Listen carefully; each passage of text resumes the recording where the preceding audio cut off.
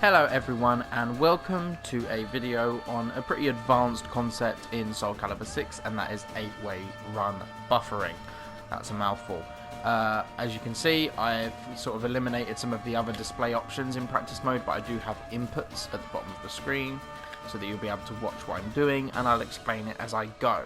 Essentially, Soul Calibur has this movement system, right, where you hold a button and you will walk, and then you can just like smoothly go in between them to change the way that you're moving, or you can dash. It's a very versatile movement system, and it becomes even more so once you realize that as soon as you're in the state of moving in this game, you can kind of play with buffering to allow moves to come out that you wouldn't usually be able to come out going in the direction that you're going. Right? It sounds probably more complicated when I put it that way. To put it simply, this is Zastamel's 22B. Yep, 22B. And that is Zastamel's 66B. If I'm forward dashing, or if I am running, and I press B, I'm going to get 66B. Okay? Well, watch this. Yeah? If I'm dashing and I want to get out that big launch rather than, you know, a mid sort of, not poke, but, you know, a big mid hit, but I want my really big mid launch for big combo damage, I can buffer out of my forward dash. So I go 3-3, 6-6-3-2-B, sorry, 6-6-3-2-B, as you can see at the bottom, right? 6-6-3-2-B. Or, for people who aren't as used to the number notations, you basically do a forward and then a quarter circle down. Yeah? 6-6-3-2-B allows me to get 2-2-B out of forward movement. So you can optimize long range whiff punishers, or there are a lot of other things that you can do with that, right? You know, there are a lot of possibilities with this, things that can open up that weren't there before. This thing I'm about to show you, I should probably be saving for another video because it's so sick, but I'll show you now. With one curse, Zastamel's 4-6-B, you tend to just get like a 6-6-B or something like that as your follow-up combo. But if you want to go for something really rewarding, you can use the 6-6-3-2-B version of 2-2-B as a tech all trap, like this.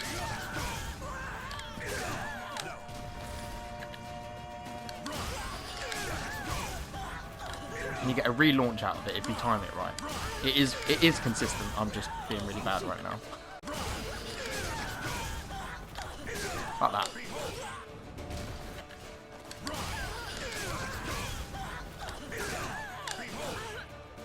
There we go, right? Literally from mid-screen with one tech trap. From starting position, I got a ring out, right? And 2-2-B tech traps in situations like that, but depending on distance and character model, it won't be 100% consistent unless you're using 6-6-3-2 method. So, this can work with almost any directional input, right? So one thing that I discovered a while ago, after watching one of the big tournaments in America, I watched Linkors be able to whiff punish Ivy's 6-6-A, even when 6-6-A hold, even when he was outside of the max distance of it when it whiffed, right? This move, he whiffed punished it from outside, from out here, right? And with Zastamel,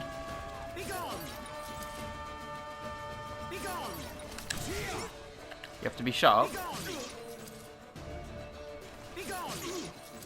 And you have to be outside of the range.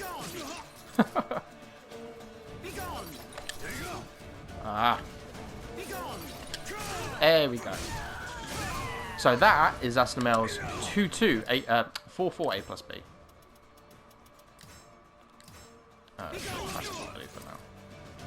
This is 4-4 A plus B. As you can see, I got it out of a forward dash by doing 6-6 into a half circle back. Forward into a half circle back A plus B, or 6-6-3-2-1-4 A plus B. 6-6, half circle back. Like that. You see that? on the inputs.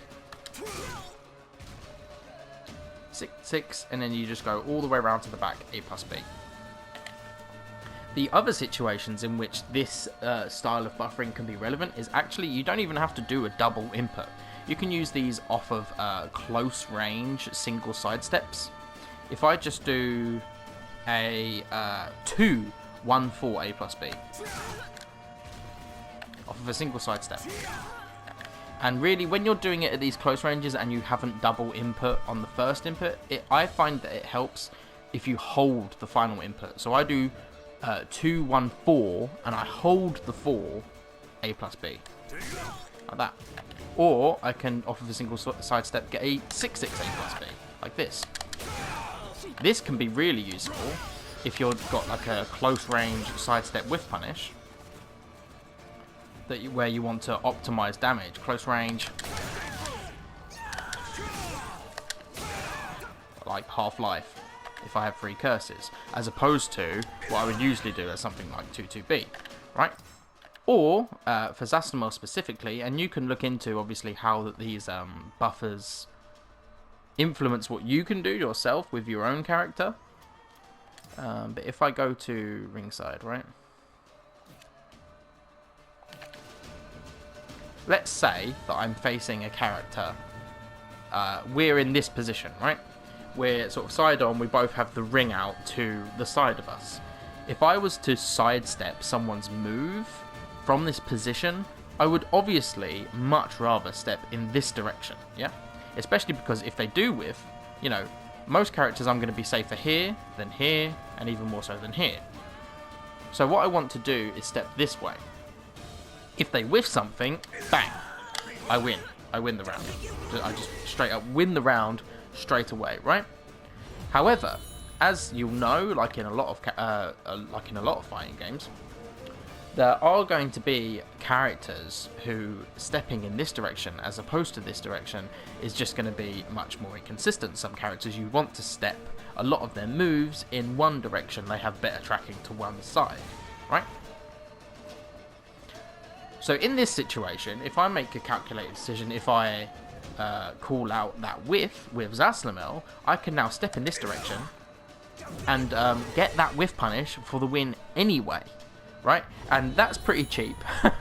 That is pretty cheap, but it is, you know, for the purpose of this video, the point I'm trying to make is that you seriously kind of take away the limits of what you can do depending on which way you're moving, right? So even out of a back step, I can do a 2-2B. Back step, 2-2B. Because if I was to do 4-4 A plus B, which is my back step with punish from Zastamel, I'm not really going to be getting any ring outs here, right? But out of a back step, if they whiff something big, I can do 4-4, 1-2B. And she didn't go out. I think I can do a 4-4-1-2, and I can just do that actually from this angle. So yeah. So this is 8-way run buffering in Soul Calibur 6. Have a look into it, see what possibilities there are for you with your own character, because this really kind of opens up your move list, what you can do from what positions, in terms of, you know, stage positioning, which way you're stepping, you know, like you can really optimize. If you have a move that's safe to RE, you throw a move into their reversal edge, you know that against this particular character you have to step this way, and you feel like sidestepping isn't a strong, you don't get strong sidestep with punishes, but your character will buffer something and get something more powerful out. Yeah? So yeah, I think that's it for this video, guys. That's 8-way run buffering in Soul Calibur 6. I'll be back soon with some more of my basic guides that I promised a long time ago. The reason they haven't come is I insist on the quality of these videos when they do come being the best thing that I've made on my channel yet. Right now I have all of the pieces I need for my gaming and streaming PC. Once I've built it, I will also have access to much better video editing software, so everything on my channel very soon be it Tekken or Soul Calibur content, is going to step up massively, and when it does, I'll be getting out a lot more videos, including that beginner to competitive series of videos on Soul Calibur 6. Anyway, for now guys, thank you very much for watching. Please like, comment and subscribe if you enjoyed this, if you have any questions, and if you're looking forward to what I'm going to be making in the future. I really appreciate it, and I'll see you all soon.